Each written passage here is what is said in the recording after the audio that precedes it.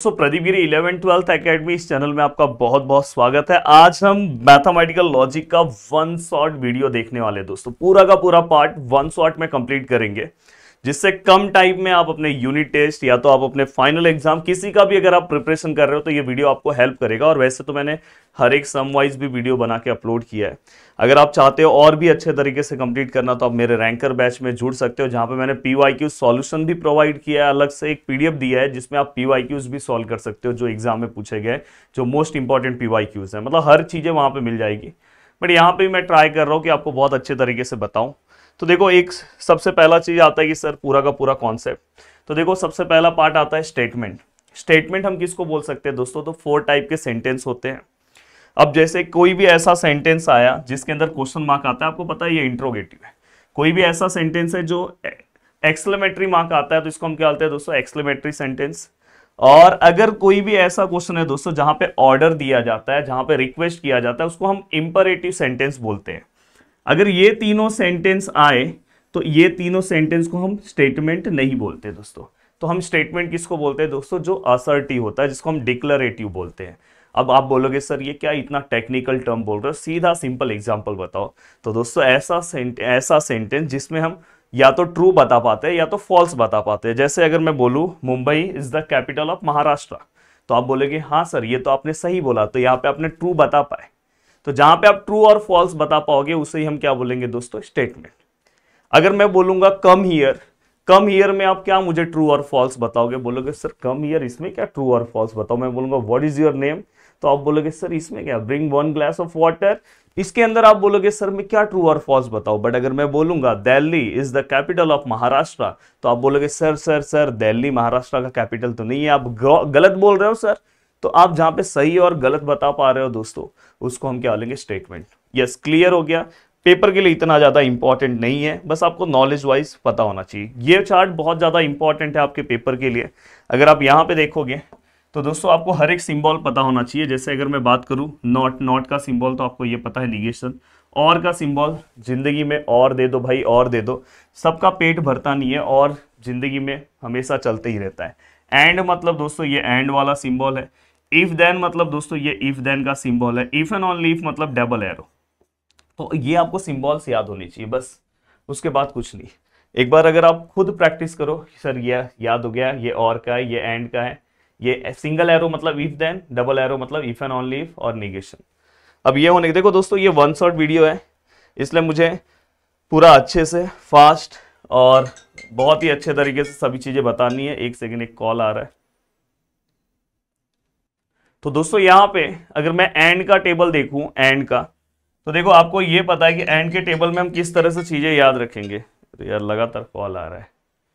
तो एंड के टेबल में, चलो पहले लेक्चर कर लेता हूं। एंड के टेबल में अगर आप ध्यान से देखोगे तो एंड के टेबल में हमारा फोकस जो रहेगा दोस्तों टी पे रहेगा। टी पे मतलब if both the values are true then answer is true, otherwise false. Both the values are true, both the values are true, both the values are true, otherwise क्या आएगा दोस्तों? फॉल्स। तो and में बस याद रखना, if both the values are true then answer is true, otherwise false. जैसे अगर समझो मैं यहाँ पे अगर क्वेश्चन, इसका टेबल याद करना इंपॉर्टेंट नहीं है, आपको इस तरह से क्वेश्चन आएंगे।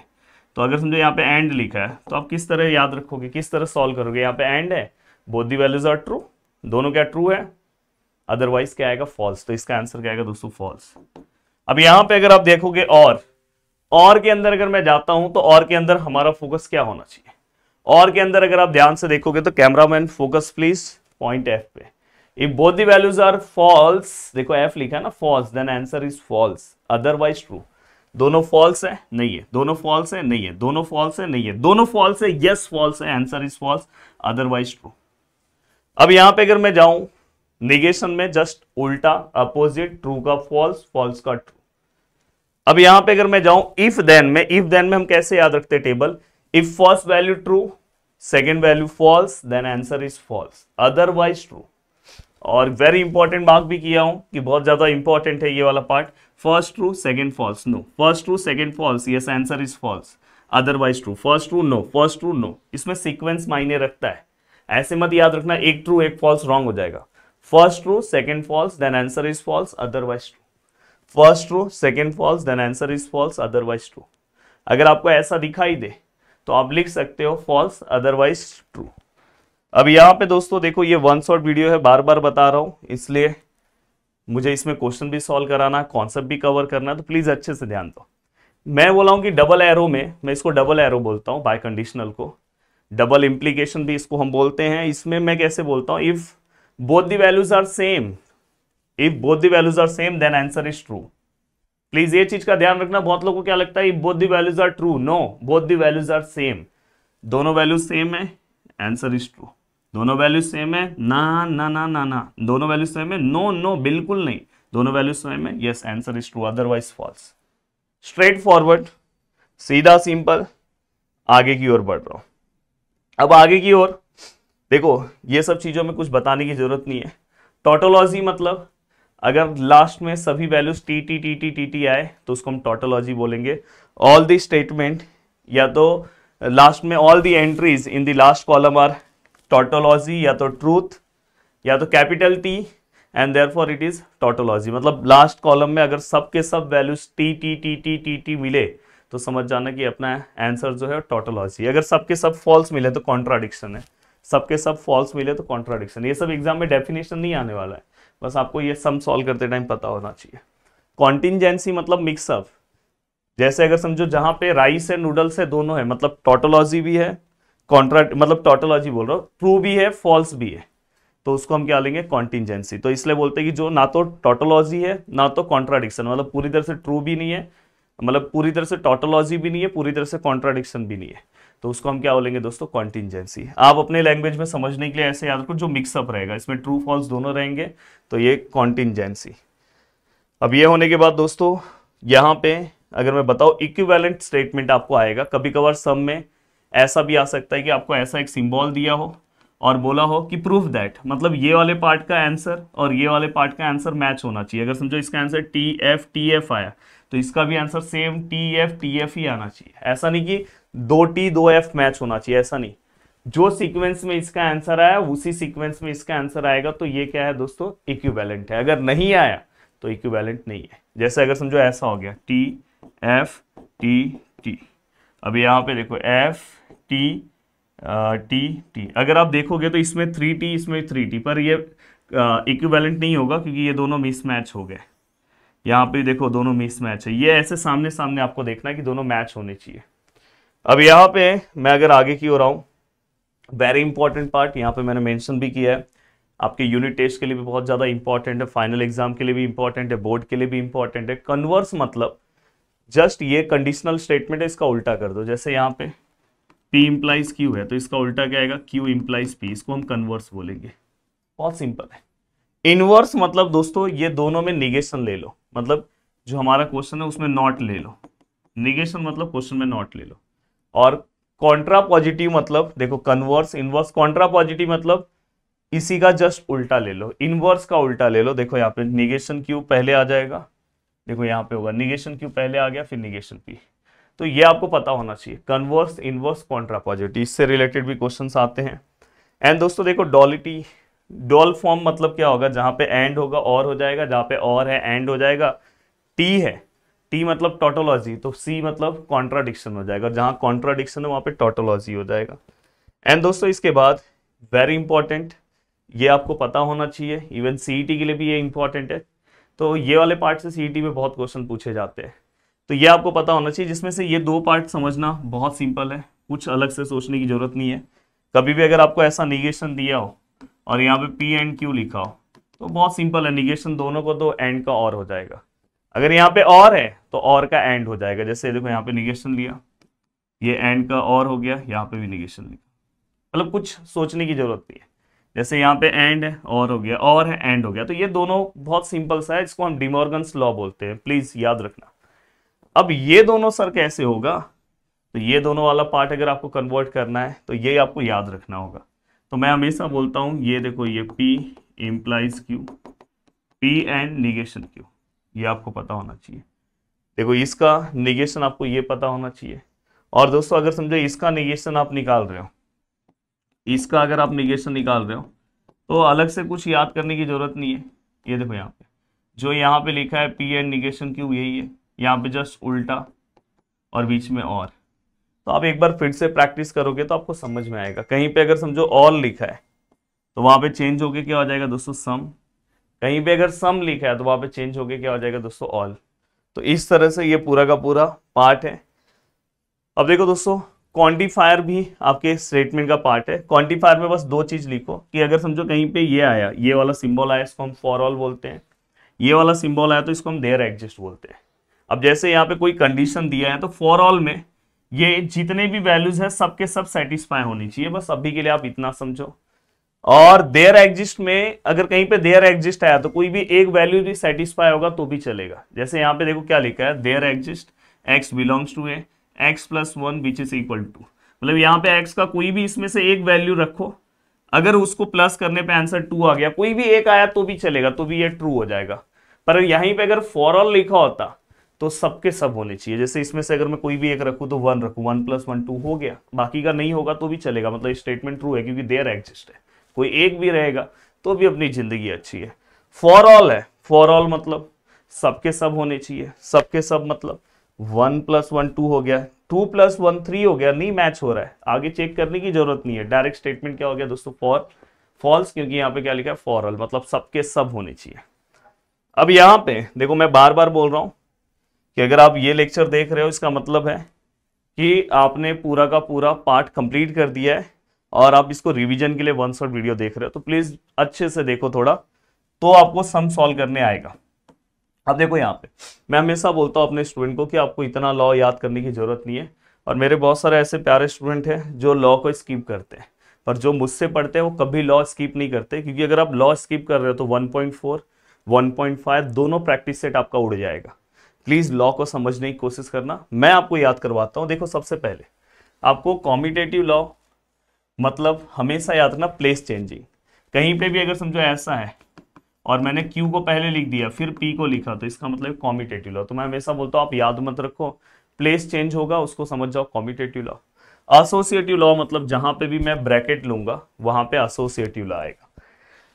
डिस्ट्रीब्यूटिव लॉ भी आपको याद करने की जरूरत नहीं है, इतना लॉ याद करने की जरूरत नहीं है। जहां पे भी अगर मैं मल्टीप्लाई करूंगा या कॉमन लूंगा तो उसको मैं डिस्ट्रीब्यूटिव लॉ बोलूंगा। तो कॉम्यूटेटिव सर आप अगर प्लेस चेंज करोगे, सर अगर आप ब्रैकेट लोगे तो एसोसिएटिव, सर अगर आप मल्टीप्लाई करोगे या कॉमन लोगे तो कौन सा लॉ हो जाएगा सर, अगर आप मल्टीप्लाई लोगे करोगे या कॉमन लोगे तो सर वो डिस्ट्रीब्यूटिव लॉ हो जाएगा। अब डिमॉर्गन्स लॉ तो हमने आपको पहले ही बता दिया, निगेशन जब एंड के अंदर मल्टीप्लाई होगा तो और हो जाएगा और दोनों को निगेशन जाएगा, और में मल्टीप्लाई होगा तो एंड हो जाएगा, दोनों को निगेशन जाएगा। तो ये तो आपको पहले ही पता है। अब मेन मैटर है बस ये दो लॉ पे पूरा जो भी लॉ है दोस्तों, वो यही दो लॉ पे सम सॉल्व होते हैं। ये दो लॉ आपको 100% आने चाहिए, मैं आपको याद करा दे रहा हूं। देखो ये P है, चलो अगर समझो यहां पे, चलो मैं यहां पे फिर से आपके लिए कर दे रहा हूं, P and T, P and F, P और T, P और F। प्लीज जब भी अगर क्वेश्चन आप सॉल्व कर रहे हो उसमें ट्रू और फॉल्स आ रहा है तो समझ जाना ये आइडेंटिटी लॉ है। आइडेंटिटी लॉ को कैसे याद रखोगे, जब भी अगर एंड है तो कैमरामैन जो फोकस करेगा दोस्तों वो किसके ऊपर करेगा पता है, ट्रू के ऊपर। अगर ट्रू प्रेजेंट है और अगर ट्रू एब्सेंट है, अगर ट्रू प्रेजेंट है तो हमारा आंसर फर्स्ट वाला याद रखना। बहुत लोग P याद रखते हैं, वो बहुत बड़ी गलती है उनकी। और अगर T अगर एब्सेंट है तो हमारा आंसर सेकेंड वाला। देखो एंड आया, क्वेश्चन में एंड है, ठीक है, कैमरामैन का फोकस ट्रू पे है, ट्रू प्रेजेंट है तो फर्स्ट वाला आंसर मतलब P। प्लीज इसको 2 बार देखना, ये वाला। अगर जिन्होंने पहले देखा है तो उनको टेंशन नहीं है, पर जिन्होंने पहले नहीं देखा है तो प्लीज 2 बार देखना ये वाला, तो आपके दिमाग में हमेशा के लिए बैठ जाएगा। एंड है, ठीक है, एंड है, कैमरामैन का फोकस किस पे होगा, ट्रू पे, पर यहाँ ट्रू एब्सेंट है तो सेकेंड वाला आंसर आएगा। ये फर्स्ट है या सेकेंड है, सेकेंड वाला, मतलब इसका आंसर क्या आएगा, F। वैसे सेम और है, और में कैमरामैन का फोकस किस पे होता है दोस्तों, फोकस क्या रहेगा दोस्तों, कैमरामैन का फोकस F पे रहेगा। अगर F प्रेजेंट है और अगर F एब्सेंट है, प्रेजेंट है तो फर्स्ट वाला, एब्सेंट है तो सेकंड वाला। और है कैमरामैन का फोकस यहाँ पे ट्रू है, मतलब फॉल्स क्या है दोस्तों, एब्सेंट है तो सेकंड वाला। और है यहाँ पे क्या है दोस्तों, फॉल्स प्रेजेंट है तो आंसर क्या आएगा, फर्स्ट वाला मतलब P। तो ये आपको पता होना चाहिए दोस्तों। जैसे अगर समझो यहाँ पे ऐसा कोई स्टेटमेंट आया, ऐसा लिखा रहा, यहाँ पे ऐसे लिखा रहा, तो आपको ये पता होना चाहिए इसका मतलब क्या है। और है ठीक है, और में हमारा फोकस किस पे होता है, फॉल्स पे। अगर फॉल्स प्रेजेंट हो तो आंसर फर्स्ट वाला होता है, ये फर्स्ट पूरा आंसर आएगा, तो आपका आंसर ये आ जाएगा। वही अगर कोई पी और क्यू के फॉर्म में अगर उसको रटता है तो उसको सम सॉल्व करने आता ही नहीं, सीईटी तो आएगा ही नहीं अगर उसने ऐसा रटा तो। अब यहां तक का पार्ट होने के बाद चलता हूं मैं आगे की ओर। हाँ, कॉम्प्लीमेंट लॉ भी मैं आपको बता दूं। कॉम्प्लीमेंट लॉ मतलब दोस्तों, जहां पे देखो ये दोनों सेम है, दिखाई दे रहा है, ये दोनों सेम है, कभी भी अगर दो टर्म सेम दिखाई दे। अब बहुत लोग ना पी पी याद रखते हैं, अरे भाई क्यू क्यू भी अगर सेम है तो यहाँ पे भी कॉम्प्लीमेंट लॉ आएगा। बीच में एंड या निगेशन है, बीच में और या निगेशन है, हमेशा याद रखना। जिंदगी में एंड हमारे लिए अच्छा होता है, ये और मैं हमेशा बोलता हूँ। अगर घर वाले शादी का रिश्ता लेकर आए, तो अगर घर वालों ने चॉइस दे दिया कि भाई ये नहीं तो ये, दो में से ही आपको सिलेक्ट करना है, एंड ये इसमें से ही सिलेक्ट करो, तो आपके लिए बहुत डिफिकल्ट हो जाएगा। क्योंकि आप बोलोगे नहीं और भी मुझे सर मम्मी चॉइस दो, और भी मुझे देखना है, उसके हिसाब से मैं डिसीजन लूंगा। तो हमारे लिए एंड अच्छा नहीं है दोस्तों, इसलिए एंड कहीं पे दिखाई दे तो फॉल्स, और हमारे लिए अच्छा है तो क्या आएगा, ट्रू। तो आपके लिए कितना सिंपल मैंने कर दिया है। अब ये पूरा का पूरा कॉन्सेप्ट हो गया। ये चीजें थोड़ा ध्यान से रखो कि अगर समझो ये एक के बाद एक आ रहा है स्विचिंग सर्किट, तो क्या आएगा दोस्तों, हमेशा एक के बाद एक है, सीरीज है, सीरीज में हम एंड लिखते हैं। देखो एंड का सिंबल आ गया। S1 जहां पे भी दिखाई दे P, S2 दिखाई दे Q, S3 दिखाई दे R, S1 डैश दिखाई दे निगेशन P, S2 डैश दिखाई दे निगेशन Q, S3 डैश दिखाई दे निगेशन R। ये सब चीजें आपको पता होनी चाहिए। एंड अगर पैरेलल है, देखो पैरेलल मतलब सामने सामने, जैसे आप मेरे सामने हो, आप मेरे पैरेलल हो, पैरेलल है, तो दोस्तों यहां पे क्या आ जाएगा, और क्या आ जाएगा दोस्तों, और। तो ये चीज आपको पता होना चाहिए। अब मैं चाहता हूं कि प्लीज पूरा का पूरा थियरी वीडियो को एक बार रोक लो, और पूरा का पूरा थियरी जो है वो एक बार अच्छे से रिवाइज करो, फिर देखो सम ना आपको खुद सॉल्व करने आएगा। चलते हैं सम स्टार्ट करते हैं। अब देखो सबसे पहला, और जो बहुत ही इंपॉर्टेंट टाइप के सम है वही मैं इसके अंदर ले रहा हूं, कि अगर आप ऐसे सम सॉल्व करके अगर अपने पेपर पे जाते हो तो आप कोई भी सम सॉल्व कर सकते हो। Right the truth value of the following. कभी भी अगर हमें ट्रूथ वैल्यू में कन्वर्ट करना है तो सबसे पहले इसको सिंबॉलिक फॉर्म में कन्वर्ट करना है। तो देखो सबसे पहले इसके अंदर दो स्टेटमेंट है, दोनों हमें पिकअप करने हैं। तो देखो यहाँ पे सिंबल क्या है दोस्तों, इफ एंड ओनली इफ। तो इफ एंड ओनली इफ के पहले क्या है दोस्तों, मिल्क इज वाइट, ठीक है सर, स्काई इज ब्लू, ठीक है सर, ये हो गया। अब यहां पे अगर मैं इसको सिंबॉलिक फॉर्म में लिखूं, देखो मैं यहां पे लिख रहा हूं सिंबॉलिक फॉर्म, तो यहां पे क्या है दोस्तों P, यहां पे क्या है Q, बीच में क्या है दोस्तों if and only if. If and only if मतलब डबल एरो, हो गया, सिंबॉलिक फॉर्म हो गया। हमें क्या करना है, ट्रूथ वैल्यू लिखना है। तो यहाँ पे आपको ये पता होना चाहिए, देखो यहाँ पे हम लिख रहे हैं स्टेटमेंट P इज ट्रू आएगा कि फॉल्स आएगा, बताओ। या ट्रूथ वैल्यू ऑफ स्टेटमेंट ऐसे भी आप लिख सकते हो, मैं ऐसे भी लिख दे रहा हूं, truth value of statement P is, और यहां पे क्या लिखोगे, truth value of statement Q is, truth value of statement P is milk is white, yes milk white ही होता है ना भाई, ये ट्रू है। The truth value of statement Q, sky is blue, yes ये भी ट्रू है, स्काई ब्लू होता है। कोई ये मत बोल देना सर व्हाइट होता है, जब हम कलर करते हैं तो ब्लू ही करते हैं। अब यहां पे अगर हम ध्यान से देखें दोस्तों, देखो इसको अगर आप सॉल्व करने जा रहे हो, P क्या है दोस्तों, P का ट्रूथ वैल्यू क्या है T, Q का ट्रूथ वैल्यू क्या है T। अब आप इफ एंड अगर आप ध्यान से देखोगे तो ये डबल एरो वाला सिंबल है। डबल एरो में हम किस तरह से याद किया था हमने, if both the values are same then answer is true. याद करो मैं किस लिए ये वाला पार्ट करवाया था आपसे, इसलिए मैंने बोला कि थियरी वाला पार्ट थोड़ा सा आप रिवाइज कर लो, चीजें आपके लिए बहुत आसान हो जाएगी। देखो डबल एरो में क्या था, both the values are true then answer is true. तो ये वाला पार्ट आपको यहाँ पे ही हेल्प करता है, और टेबल आपके पेपर में बनाने नहीं आने वाला है, टेबल के बदले आपको इस तरह से क्वेश्चन आने वाले हैं, तो आपको पता होना चाहिए both the values are true then answer is true. अब यहाँ पे क्या आएगा दोस्तों, ट्रू। तो हमें प्रॉपर आप लास्ट में क्या बोलोगे, लास्ट में आपको आंसर लिखना है। लास्ट में आंसर क्या लिखोगे, द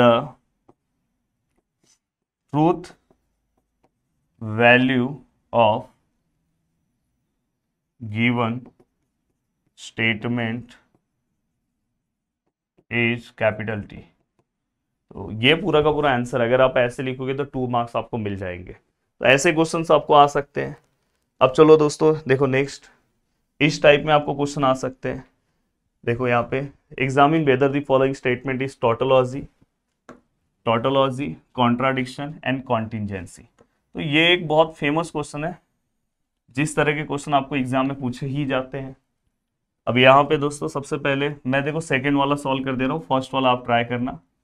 और अब देखो यहाँ पे स्टेटमेंट कितने हैं वो सबसे मायने रखता है, इसलिए मैं हमेशा बोलता हूँ। देखो यहाँ पे टोटल कितने स्टेटमेंट है दोस्तों, 2 स्टेटमेंट। मैं सेकेंड वाला सॉल्व करूँगी। कितने स्टेटमेंट है दोस्तों, 2 स्टेटमेंट, पी एंड क्यू। जब पी एंड क्यू रहेगा, 2 लोग रहेंगे, तो मैं हमेशा जब भी अगर मैं 2 लोगों के मतलब कपल, 2 लोग मतलब हस्बैंड एंड वाइफ, उनके शादी में जाता हूँ तो हमेशा 21 रुपीज़ देता हूँ। कितना देता हूँ दोस्तों, 21 रुपीज़। पर अगर 2 से ज़्यादा लोग हैं, जैसे हस्बैंड वाइफ और कोई और है, ऐसे लोग की शादी में अगर मैं जाऊंगा तो वहाँ पे मैं 421 रुपीज़ दूंगा। मतलब अगर पी है, क्यू है और आर है, अगर इसके अंदर आर आ गया होता तो आपको 421 लेता। 4 time T, 4 time F, 2 time T, 2 time F, 1 time T, 1 time F. इस तरह से आपको याद रखना है। अब यहाँ पे अगर मैं ध्यान दूं तो मेरे को यहाँ पे बॉक्सेस बना लूँ, इसको बहुत अच्छे से आपको लिखना चाहिए कि आपको कहीं प्रॉब्लम ना हो, नहीं तो अगर आप अपने आप को ही प्रॉब्लम में रख दोगे तो बहुत दिक्कत हो जाएगा। अब देखो ये 2 टाइम टी, 2 लिखा है मतलब 2 time T, 2 time F, 1 time T, 1 time F, 1 time T, 1 time F. वही अगर 421 होता तो 4 टाइम टी, 4 टाइम एफ, फिर 2 मतलब 2 time T, 2 time F, 2 time T, 2 time F, वैसे। तो एक उसका भी सम आपको सॉल्व करना चाहिए। अब यहाँ पे मैं हमेशा बोलता हूँ कि इसके बाद आप चेक करो कि इसके अंदर निगेशन कौन है, इसमें कोई सिंगल निगेशन है क्या। यस, निगेशन क्यू है, तो निगेशन क्यू लिखा। अब निगेशन क्यू लिखने के बाद मैं हमेशा बोलता हूँ कि आप तुरंत ब्रैकेट देखो, इसके अंदर ब्रैकेट को कोई निगेशन है क्या, नहीं है। तो हम क्या करेंगे, अब डायरेक्ट ब्रैकेट, पहला ब्रैकेट हमने लिखा, ठीक है, पहला ब्रैकेट लिख दिया। अब उसके बाद आपको क्या करना है दोस्तों, दूसरा ब्रैकेट लिखना है। दूसरा ब्रैकेट आपका क्या है दोस्तों, पी एंड निगेशन, एंड बोला सॉरी, इफ देन है। फिर इसके बाद ओवरऑल, ओवरऑल आपका क्या है दोस्तों, P Q and P and Q. अब यहाँ पे अगर आप ध्यान से देखोगे, अगर आप सॉल्व करने की कोशिश करोगे तो यहाँ पे देखो निगेशन क्यू है। निगेशन क्यू मतलब क्यू का जस्ट उल्टा कर दो। टी का क्या आएगा दोस्तों, एफ, एफ का क्या आएगा दोस्तों, टी, टी का क्या आएगा, एफ, एफ का क्या आएगा दोस्तों, टी। ठीक है, अब यहाँ तक का पार्ट समझ में आया। तो दोस्तों अब देखो पी और क्यू में इफ देन है, सॉरी डबल इंप्लीकेशन है, मतलब इफ एंड ओनली इफ है, मतलब both the values are true, both the values are same, then answer is true. Both the values are same, both the values are same, both the values are same, both the values are same, yes, answer is true. Otherwise false, otherwise false. ठीक है, यहाँ पे क्या है दोस्तों, P और negation Q, P और negation Q, इसमें हमें क्या करना है, if then first true second false, then answer is false. Table आपको याद होना चाहिए, first true second false no, first true second false no, otherwise true, otherwise true, otherwise true. अब यहां तक का पार्ट होने के बाद दोस्तों पहला ब्रैकेट, यहाँ पे पहला ब्रैकेट, और यहाँ पे क्या है दोस्तों दूसरा ब्रैकेट है। ये इफ एंड ओनली इफ है, मैंने गलती से इफ देन लिखा। ये दोनों के बीच में क्या चाहिए दोस्तों, एंड। ये दोनों के बीच में एंड कैसे आएगा दोस्तों, both the values are true, then answer is true, true true, both the values are true, then answer is true, otherwise false, otherwise false, otherwise false. तो बताओ ये टोटोलॉजी है कि कॉन्ट्राडिक्शन है कि कॉन्टिजेंसी है। तो दोस्तों ये पूरा का पूरा अगर ट्रू होता तो टोटोलॉजी, पूरा का पूरा फॉल्स होता तो कॉन्ट्राडिक्शन। तो ये दोस्तों ना तो टोटोलॉजी है ना तो कॉन्ट्राडिक्शन है, कॉन्टिजेंसी है। तो आप बोलोगे all the entries in the last column are capital T and capital F and therefore it is contingency, ऐसा भी लिख सकते हो। या तो बहुत ही अच्छा लिखना है तो आप लिख सकते हो the given statement is neither tautology nor contradiction and therefore it is a contingency. आप ऐसा भी लिख के आगे की ओर बढ़ सकते हो। चलो अब आगे की ओर चलते हैं। अब ये होने के बाद आप राइट द निगेशन। हमें क्या करना है दोस्तों, निगेशन लिखना है, निगेशन ऑफ द फॉलोइंग। मतलब यहाँ पे देखो दोस्तों P है, यहाँ पे Q है, यहाँ पे Q और P है। अब मुझे इसका निगेशन लिखना है। निगेशन मतलब दोस्तों स्टार्टिंग में ऐसा निगेशन ले लिया। अब ये निगेशन हो गया तो आपको फॉर्मूला पता होना चाहिए दोस्तों निगेशन का। देखो निगेशन है, यहाँ P है और इम्प्लाइज Q है। तो इसका फॉर्मूला मैंने पीछे आपको याद कराया था, P एंड निगेशन Q, याद करो। तो यहाँ P मतलब ये पूरा का पूरा पार्ट, ये पूरा का पूरा पार्ट P है और ये पूरा का पूरा पार्ट क्या है दोस्तों Q है। तो यहाँ पे हमने P ले लिया, ठीक है, ये P लिखा आपने। अब यहाँ पे क्या आएगा दोस्तों, एंड आएगा। ठीक है, यहाँ पे आपने एंड लिखा, निगेशन क्यू मतलब क्यू, ये वाला पार्ट आपका क्यू हो गया, ये वाला पार्ट पी आपने लिख दिया। अब ये होने के बाद दोस्तों यहाँ पे पी एंड क्यू, ये ऐसे ही इसको अंदर मल्टीप्लाई करो, निगेशन क्यू, और डिमॉर्गन्स लॉ अगर आप ध्यान से देखोगे तो और का क्या हो जाएगा, एंड, निगेशन अंदर जाएगा, निगेशन पी। तो अब इस तरह से आपने सॉल्व कर दिया। सेम एज इट इज आपको इसको भी सॉल्व करना है। अगर आपको इसको सॉल्व करना है सेम एज इट इज, तो देखो आप किस तरह सॉल्व करोगे। निगेशन लिया आपने, पी यहाँ पे ये रखा, यहाँ पे ये रखा, अब यहाँ पे पी यहाँ पे ये रखा। अब मुझे ये बताओ कि आप किस तरह से इसे सॉल्व करोगे। सबसे पहले यहाँ पे क्या है दोस्तों, एंड है ना, तो निगेशन आप दोनों को दे सकते हो। यहाँ पे क्यों दोनों को निगेशन नहीं दिया था, इफ देन था, तो फॉर्मूला अप्लाई करना पड़ता, तो यहाँ पे आप दोनों को निगेशन दे सकते हो। देखो मैंने यहाँ पे इसको निगेशन दिया, यहाँ पे क्या है और, फिर मैंने निगेशन इसको दिया। ठीक है सर। अब यहाँ पे इसका मतलब आपको पता है दोस्तों, इसका मतलब क्या होता है, दो ब्रैकेट, देखो इसका मतलब P and negation Q, Q and negation P, और यहाँ पे क्या और, तो ये पूरा का पूरा पार्ट हो गया, ये वाला और निगेशन। इसका निगेशन क्या आएगा दोस्तों, इसका डायरेक्ट निगेशन आपको पता है क्या आएगा इसका निगेशन, तो इसका निगेशन क्या है दोस्तों, P and negation Q. Just आपको फॉर्मूले याद होने चाहिए, और इनडायरेक्टली ये सब सम से आपको फॉर्मूले याद भी हो रहे हैं, तो आपको ये पता होना चाहिए। अब मैं चल रहा हूँ दोस्तों आगे की ओर, और आगे का पार्ट कवर करने की कोशिश करता हूँ। अब देखो यहाँ पे अगर आप ध्यान से देखोगे, इस तरह के भी क्वेश्चन आपके पेपर में पूछे जाते हैं, कन्वर्स, इनवर्स एंड कॉन्ट्रापॉजिटिव। सबसे पहले आपको इस तरह के क्वेश्चन को इफ देन में के सिंबॉलिक फॉर्म में कन्वर्ट करना है। पहले पी और क्यू मैंने लिखा, पी क्या है दोस्तों, इफ के बाद जो है the surface area decreases. Book में एक क्वेश्चन है जिसमें इफ पीछे है, तो इफ के बाद जो भी पार्ट होगा, भले वो पीछे इफ लिखा हो, तो वही पार्ट आपका पी होगा। तो यहाँ पे आप क्या लिखोगे दोस्तों, देखो सरफेस एरिया डिक्रीजेस। ठीक है, और यहाँ पे क्या लिखोगे दोस्तों, प्रेशर इंक्रीजेस। ठीक है, अब ये वाला पूरा का पूरा पार्ट होने के बाद ये तो हमने लिख दिया। अब आप क्या करोगे दोस्तों, इसको सिंबॉलिक फॉर्म में, symbolic form, P implies Q। ठीक है, अब ये होने के बाद अब हम क्या करें दोस्तों, सिंबॉलिक फॉर्म हो गया, तो सबसे पहले कन्वर्स। कन्वर्स मैंने क्या सिखाया था दोस्तों, पहले हम Q लिखेंगे, फिर P, पहले इसको सिंबॉलिक फॉर्म में लिखो, फिर स्टेटमेंट फॉर्म में लिखो। कैसे लिखेंगे दोस्तों, इफ, पहले Q वाला पार्ट, Q वाला पार्ट क्या है दोस्तों, प्रेशर इंक्रीजेस, देन P वाला पार्ट क्या आएगा दोस्तों, surface area, surface area decreases. ठीक है, डन। अब यहां पे कन्वर्स के बाद दोस्तों क्या आएगा, इनवर्स।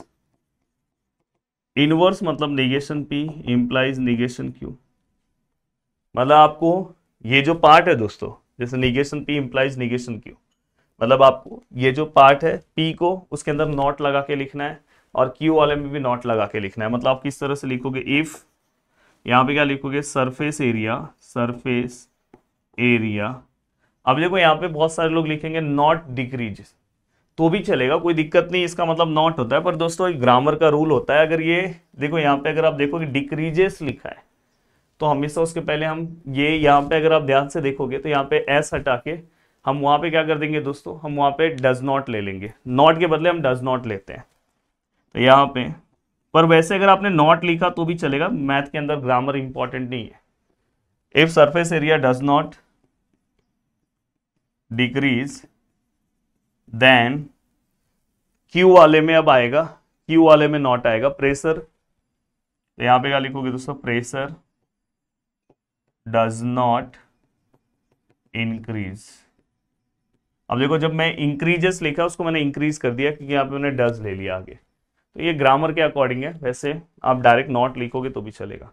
अब आपको तीसरा पार्ट कॉन्ट्रापॉजिटिव चाहिए, प्लीज आप मुझे बताओ क्या आ सकता है, प्लीज आप मुझे कमेंट करके, हर बच्चा बताएगा। और दोस्तों अगर आप बहुत अच्छे से अपनी चीजें कवर करना चाहते हो, अगर आपको अभी ऐसा लग रहा है कि मेरे से मैथ नहीं हो पा रहा है, तो आप मेरे रैंकर बैच से जुड़ सकते हो, जहां पे बहुत अच्छे तरीके से मैं सभी चीजें कवर करा जा रहा हूँ, और वहां पे जितने सम मैं सॉल्व कराऊंगा उसके बाद आपको अलग से कुछ करने की जरूरत नहीं है। बस उतना अगर आप कर लोगे तो आप बहुत अच्छे से अपनी चीजें कंप्लीट कर लोगे। चलते हैं आगे की ओर। और अगर आप सीईटी की प्रिपरेशन कर रहे हो तो सीईटी का प्रिपरेशन भी आप बहुत अच्छे तरीके से कवर कर सकते हो। अब देखो दोस्तों, यहाँ पे अगर मैं आगे जाऊँ, actually without using truth table में हम इन्होंने सम सही नहीं दिया है। सम मैं दूसरा ले रहा हूँ, ये तो बहुत नॉर्मल सा सम है। मैं एक सम लेता हूँ जो जिस तरह के सम सच में एग्जाम में पूछे जाते हैं।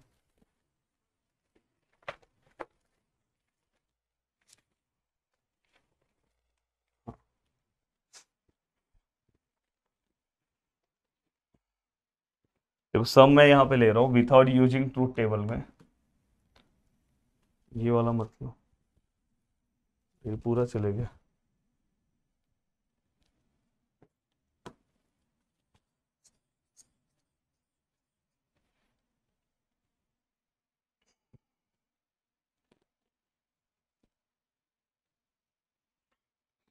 पी एंड क्यू और नेगेशन पी एंड क्यू और P and negation Q, equivalent P और क्यू। फिर से अगर मैं ध्यान से देखूं, P and Q, negation P and Q, P and negation Q. अब यहाँ पे अगर मैं ध्यान से देखूं तो मैं यहाँ पे क्या लिखूंगा दोस्तों, L H S P and Q और नेगेशन पी एंड क्यू और पी एंड नेगेशन क्यू। सभी चीजें मैंने यहाँ पे लिख दी। अब यहाँ पे अगर आप ध्यान से देखोगे तो आपको, अगर यहाँ पे देखोगे तो सबसे पहले हमेशा इस टाइप के प्रूफ में हमेशा एक चीज का ध्यान रखना कि दोनों में से कुछ कॉमन आएगा क्या। मतलब पहले ये इसको देखा करो, पी एंड, यहाँ पी एंड है पर निगेशन है, कॉमन नहीं है। फिर अगर ये सेम नहीं हुआ तो इसको देखा करो, ये दोनों सेम है, देखो एंड क्यू दोनों में है। तो यहाँ से अगर समझो मैंने दोनों में से एंड क्यू बाहर ले लिया, ठीक है, तो यहाँ क्या बचा दोस्तों, पी, यहाँ पे क्या बचा और यहाँ पे क्या बचा दोस्तों, निगेशन पी, ठीक है। और यहाँ पे क्या है दोस्तों, और ये वाला पार्ट ऐसे ही रहेगा। देखो मैंने कॉमन लिया तो यहाँ से पी बचा, बीच का और बचा, यहाँ पे क्या है, निगेशन पी। जब कॉमन हम लेते हैं तो कौन सा लॉ आता है दोस्तों, डिस्ट्रीब्यूटिव लॉ। तो मैं इसलिए आपको बोल रहा था कि आपको लॉ याद करने की जरूरत नहीं है। प्लीज आप मेरा इस लॉ वाले पार्ट का डिटेल लेक्चर देखो, मजा आ जाएगा, आपका लॉ वाला पार्ट बहुत स्ट्रांगली तैयार हो जाएगा। अब देखो मैंने आपको एक चीज सिखाया कि कभी भी अगर ये दोनों सेम है तो कौन सा लॉ आएगा। आप बोलोगे सर वो शादी वाला एग्जाम्पल, सब बच्चे जब भी मैं पढ़ाता हूँ तो बोलते शादी वाला एग्जाम्पल, मतलब शादी वाला एग्जाम्पल मतलब कॉम्प्लीमेंट। अगर दोनों सेम है और हमारे लिए अच्छा है तो यहाँ पे क्या आएगा दोस्तों, ट्रू। ये एंड है, क्यू है, मैं यहाँ पे एक ब्रैकेट भी ले रहा हूँ, और पी एंड निगेशन क्यू। अब देखो यहाँ पे कॉम्प्लीमेंट लॉ आया तो मैं यहाँ पे कॉम्प्लीमेंट लॉ लिख रहा हूँ, कॉम्प्लीमेंट लॉ, और साथ में ब्रैकेट लिया तो दोस्तों आपको पता है एसोसिएटिव लॉ, एसोसिएटिव लॉ। अब यहाँ पे दोस्तों मैं हमेशा बोला जब भी ट्रू और फॉल्स आएगा तो उसको आप रिप्लेसमेंट करके पीछे लिख दिया करो। तो यहाँ पे ट्रू मैं पीछे लिख रहा हूँ, क्यू आगे ये, और ये वाला पार्ट ऐसे, ठीक है। जब हम रिप्लेसमेंट करते हैं तो कॉम्यूटेटिव लॉ, कॉम्यूटेटिव लॉ। अब जब भी ट्रू और फॉल्स आता है तो हमेशा हमें याद किसका आता है, आइडेंटिटी लॉ का। एंड है, ट्रू है, तो आंसर क्या आएगा दोस्तों, फर्स्ट वाला, फर्स्ट वाला मतलब क्यू। वही एंड है, फॉल्स होता तो आंसर सेकंड वाला आता, और यहाँ पे निगेशन क्यू है। अब यहाँ पे अगर हम देखें तो आइडेंटिटी लॉ, आइडेंटिटी लॉ। अब यहाँ तक का पार्ट हो गया, ठीक है। अब यहाँ तक का पार्ट होने के बाद दोस्तों देखो ये वाला पार्ट जस्ट अंदर मल्टीप्लाई करो, ये पूरा पार्ट अंदर मल्टीप्लाई करो तो क्या आएगा, क्यू और पी, बीच में क्या है एंड, फिर क्या आएगा दोस्तों, क्यू और नेगेशन क्यू। ये एक बार पी से मल्टीप्लाई होगा, एक बार इससे मल्टीप्लाई होगा। जब भी हम मल्टीप्लाई करते हैं तो कौन सा लॉ आएगा दोस्तों, डिस्ट्रीब्यूटिव लॉ, जो मैंने ऊपर लिखा। आपको लॉ याद करने की जरूरत ही नहीं है, ठीक है। अब ये वाला पार्ट होने के बाद दोस्तों ये देखो क्यू और पी, ये ऐसे ही रहेगा। देखो ये दोनों सेम है, बीच में और आया तो अपने लिए सही है कि गलत है, जब भी तो क्या आएगा दोस्तों, सही है। दोनों सेम है, बीच में और आया मतलब कॉम्प्लीमेंट लॉ, और हमारे लिए अच्छा होता है तो इसलिए ट्रू। जैसे यहाँ पे देखो दोनों सेम थे अब यहाँ पे फिर से अगर आप ध्यान से देखोगे तो आप आगे की ओर बढ़ सकते हो। देखो मैं इसके ऊपर, अगर आप ध्यान से देखोगे तो मैंने आपको क्या समझाया था, एंड है, और कभी भी ट्रू और कुछ भी आया तो कौन सा लॉ आएगा दोस्तों, हमेशा याद रखना, यहाँ पे कॉम्प्लीमेंट लॉ लिख दो, ट्रू और ये आएगा तो आइडेंटिटी लॉ, और यहाँ पे एंड है, ट्रू है, मतलब आंसर फर्स्ट वाला आंसर मतलब क्या आएगा दोस्तों, क्यू और पी। और अगर आप ध्यान से देखोगे तो ये आइडेंटिटी लॉ हो गया, बट अपना आंसर दोस्तों पी और क्यू है, तो आप इसको रिप्लेसमेंट कर दो, प्लेस चेंजिंग से कॉम्प्लीमेंट कॉम्यूटेटिव लॉ हो गया। तो याद रखना, ये तो बहुत लोग कॉम्प्लीमेंट रखें, कॉम्यूटेटिव लॉ हो गया पूरा का पूरा पार्ट, बहुत सिंपल तरीके से। अब ये पूरा का पूरा पार्ट होने के बाद तो आपको इस तरह से लॉ वाला पार्ट सॉल्व करने आना चाहिए। अब मैं आता हूं दोस्तों लास्ट वाले एक्सरसाइज में, जहां पे आपको इस तरह के सम को सबसे पहले सॉल्व करना चाहिए। क्या लिखा है, गिव अल्टरनेट सिंपल सर्किट। हमें क्या करना है, इक्विवेलेंट अल्टरनेट सिंपल सर्किट में हमें इसे कन्वर्ट करना है। तो किस तरह से हम कन्वर्ट करेंगे, तो सबसे पहला जो पार्ट होता है दोस्तों स्टार्टिंग में, लेट पी क्यू आर, इसमें S3 है क्या, हाँ है, तो यहां पे मैं क्या लिखूंगा दोस्तों, switch S1, switch S2, switch S3, L for lamp. ये सब आप स्टार्टिंग में नोटेशन रखो। बहुत लोग यहाँ पे नेगेशन P को स्विच S1 डैश लिखते हैं, ऐसा लिखते हैं, स्विच ओपन और क्लोज भी लिखते हैं, पर हमेशा हम जैसे आपके बुक में सॉल्व एग्जाम्पल में लिखा है, मैं हमेशा उसके ऊपर भरोसा करता हूँ और आपको उसी तरह से लिखना चाहिए। अब हमेशा इसको मैं सिंबॉलिक फॉर्म में कन्वर्ट करूँ, सिंबॉलिक फॉर्म प्लीज अच्छे से कन्वर्ट करना। और मैं चाहता हूँ कि इस तरह का अगर आपके पास टाइम हो तो डिटेल वाला पार्ट देख लेना इसका, तो और अच्छा रहेगा। बट यहाँ पे भी आप समझ सकते हो, देखो S1 मतलब P, S2 मतलब दोस्तों मैंने हमेशा बोला है कि आएगा Q, और S3 मतलब क्या आएगा दोस्तों R। अब देखो आप अगर समझोगे ये दोनों सामने सामने मतलब पैरेलल मतलब दोनों के बीच में, और दोस्तों ये S1 के जस्ट बाद में है, तो यहाँ पे क्या आएगा दोस्तों, एंड, सीरीज है ना, पर वो दोनों सामने। अब यहाँ पे ये तीनों एक दूसरे के आगे आगे है, जैसे S3 डैश है मतलब ये क्या आएगा, निगेशन R, S2 डैश है मतलब ये क्या आएगा, निगेशन Q, और ये क्या आएगा P। दोनों एक के बाद एक है मतलब एंड सीरीज में, ये भी आपको समझा। पर अगर आप ध्यान से देखोगे तो ये जो तीनों हैं, ये तीनों इस पूरे को क्या है दोस्तों, पैरेलल है। पैरेलल मतलब बीच में क्या आएगा दोस्तों, और अगर आपने ऐसा रखा तो आपका रॉन्ग हो जाएगा दोस्तों। इसका मतलब है कि ये वाला पार्ट बस इसको पैरेलल है, पर ये वाला पार्ट पूरे को पैरेलल है, इसका मतलब यहाँ पे एक ऐसा ब्रैकेट आएगा। छोटी चीजें बहुत बड़ा संदेश देकर जाती है, छोटी छोटी चीजों की वजह से अगर हमारा ध्यान इधर उधर गया तो नुकसान भी हो सकता है। अब ये इसका सिंबॉलिक फॉर्म है। अब यहाँ पे जो लोग बोलते हैं कि नहीं ठीक है मैं ट्रूथ टेबल नहीं याद करेगा, तेरा भाई याद ही नहीं करने वाला है जा, तो यहाँ पे आप फंस सकते हो, आपको दो एक्सरसाइज का नुकसान उठाना पड़ सकता है। कभी एक बार तो बोर्ड में दोनों ही क्वेश्चन ट्रूथ टेबल से रिलेटेड आ गए थे, तो फिर दिक्कत हो जाएगा, इसलिए ट्रूथ टेबल प्लीज ऑप्शन में मत रखा करो। अब यहाँ पे अगर हम ध्यान से देखें तो अगर इस टाइप के क्वेश्चन को अगर मुझे सॉल्व करना है तो मैं किस तरह से सॉल्व कर सकता हूँ। तो देखो मैंने यहाँ पे सबसे पहले ये दोनों में कुछ कॉमन आएगा क्या, अब अंदर मल्टीप्लाई करने के लिए कर सकते हो और कोई मतलब नहीं है। तो दोनों में देखो मैं कॉमन के लिए पी एंड दिख रहा है, यहाँ पे पी एंड दिख रहा है, थोड़ा मैं इसको अच्छे से करने की कोशिश करूंगा। पी एंड क्यू और आर ये ऐसी है, मैं क्या करूंगा पता है, ये दोनों को एक साथ लेता हूँ। अब देखो ये दोनों को एक साथ लूंगा तो निगेशन अगर मैं बाहर लेता हूँ, क्योंकि यहाँ पे क्यू और आर दिखेगा, तो निगेशन बाहर लूंगा तो देखो ये देखो यहाँ पे आपको समझा भी दे रहा हूँ। अगर सपोज यहाँ निगेशन है तो ये कैसे हो जाता है, ऐसे हो जाता है। वही अगर समझो ऐसा है, निगेशन आर और निगेशन क्यू है, तो मैं निगेशन अगर बाहर लूंगा तो ये आर हो जाएगा, ये और का एंड हो जाएगा और ये क्यू हो जाएगा।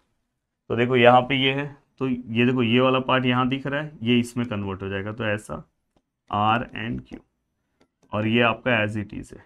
तो मैंने निगेशन अगर बाहर लिया या अंदर मल्टीप्लाई किया तो डिमॉर्गन्स लॉ आता है, प्लीज याद रखना। अब यहाँ पे ये वाला पार्ट पी एंड, ये वाला पी एंड आगे पीछे दिख रहा है, मैं डायरेक्ट ये दोनों को ना कॉम्यूटेटिव से रिप्लेसमेंट कर दूंगा, प्लेस चेंजिंग। तो यहाँ पे पी एंड देखो पी आगे आ गया, ये वाला पार्ट पीछे, प्लेस चेंजिंग हो गया, तो इसको हम प्लेस चेंजिंग को क्या बोलते हैं दोस्तों, कॉम्यूटेटिव लॉ। अब ये वाला पार्ट होने के बाद पी एंड दोनों में से कॉमन आएगा, देखो यहां से कॉमन आया। कॉमन आने के बाद दोस्तों अंदर क्या बचा, अंदर बचा दोस्तों क्यू और आर बीच का ये, और यहाँ पे क्या बचा दोस्तों, निगेशन आर एंड क्यू। अच्छा, मैं कॉमन लेते टाइम मैंने एक चीज का ध्यान नहीं दिया, देखो यहाँ पे ये सिंबल यहाँ पे चेंज होगा दोस्तों, यहाँ पे एंड था, यहाँ पे एंड था, यहाँ पे और है, यहाँ एंड है, तो यहाँ पे देखो और का यहाँ पे एंड हुआ, तो यहाँ पे एंड का यहाँ पे चेंज होगा दोस्तों, और होगा। प्लीज ध्यान देना, फिर से बता रहा हूँ, यहाँ पे और है तो यहाँ एंड होगा, तो वैसे ही यहाँ पे एंड है तो यहाँ पे और हो जाएगा, तो यहाँ पे भी क्या आएगा दोस्तों, और। तो ये चीज का ध्यान रखना। देखो इसलिए अगर आप कहीं पे कुछ मिस्टेक करते हो ना, अगर आपका फोकस और स्टडी अच्छा है तो आपको आगे, मुझे यहाँ पे तुरंत क्लिक हुआ क्योंकि ये दोनों अलग दिखने लगे ना, तो मुझे यहाँ पे क्लिक हो गया। अब देखो मैं यहाँ पे अगर ध्यान से देखूं, मैंने कॉमन लिया तो कौन सा लॉ आएगा दोस्तों, डिस्ट्रीब्यूटिव लॉ। अब मैं अगर आगे की ओर बढ़ूं तो यहाँ पे इसको और ऊपर ले सकते हैं, हाँ ले सकता हूं।